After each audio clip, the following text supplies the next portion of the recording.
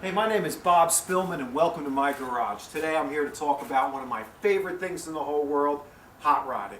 Hot rodding means taking a car you've already got, grabbing your tools, and making it even better. Or just changing it to fit your individual tastes. This is my favorite car in the whole world, 1972 Plymouth Roadrunner. In 1972, Plymouth made under 7,000 of these cars because of the gas crisis. Very hard car to come by, very hard car to restore. When you're restoring a car like this, you can go two ways. You can go stock restoration, or in this case, hot rodding. And let me show you why this is a hot rod. Now in 1972, the best they can offer was a 440 cubic inch motor that produced just over 400 horsepower. I decided to go with this modern day monster, 605 cubic inch Hemi. What you say? That's right, I said Hemi. Shut your mouth! Let's take a look.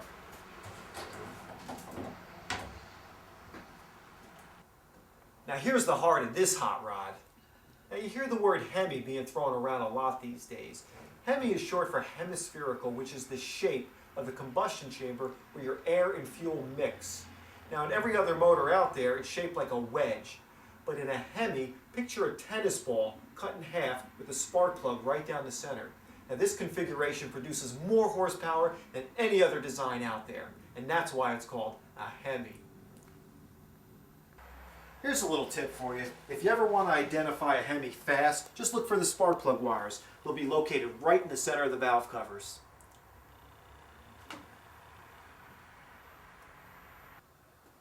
Now to feed a beast like this, I had to put in two 4-barrel carburetors, which makes it a real gas guzzler at 1 mile per gallon. But you need all that gas if you're going to produce over 900 horsepower. Is that a lot? 1 horsepower, over 900 horsepower. Yeah, that's a lot. Considering your modern day sedan makes about 175 horsepower. Now let me show you how we put all that horsepower to the pavement.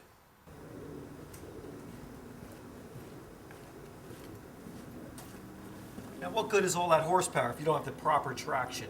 That's why I installed these 21-inch wide Mickey Thompson drag radials. You know, they're 3 times wider than the average tire on the road right now. And they still won't hook up until I do a major burnout to make them hot and sticky. Next, I want you to meet a friend of mine. Let's go.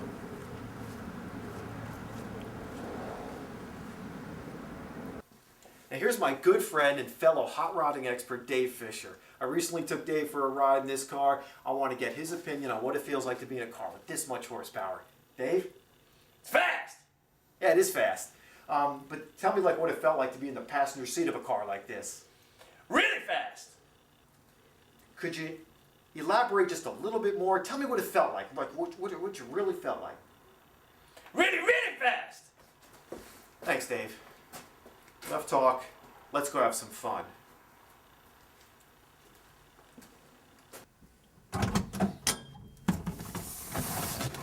Now I use this car on the street and the strip.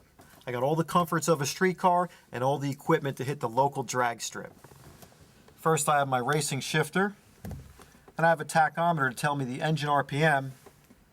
When this light goes on, it's time to shift.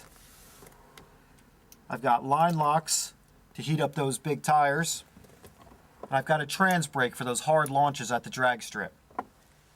Now before we turn the key like your average car, I have some more equipment that we have to start up first. First we start up our cooling fans and our water pump. Then I turn on the electronics and the ignition. And last but not least, the fuel pump to feed that hungry motor. Now let's go make some noise.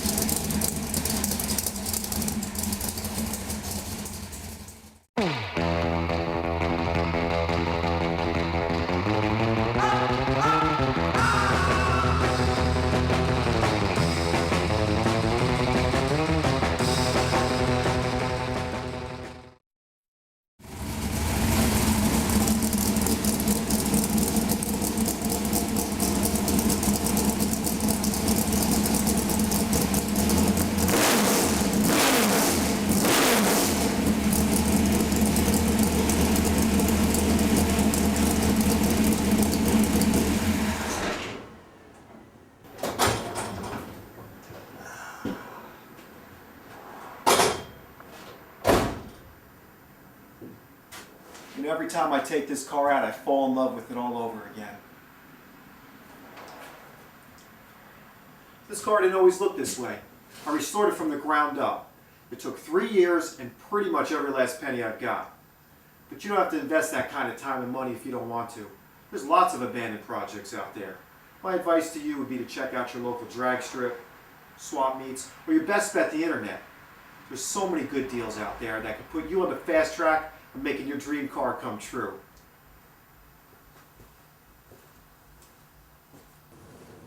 Now before we wrap things up, let me show you my next project. It's a 1930 Ford Roadster that I'm going to turn into the ultimate rat rod. Already has the bullet holes, just needs a World War II pinup girl right here.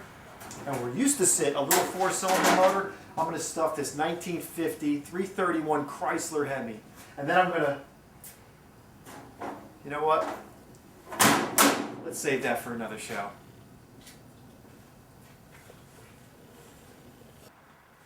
Thanks for stopping by. I'm Bob Spillman. Hope you had a great time and happy hot rodding.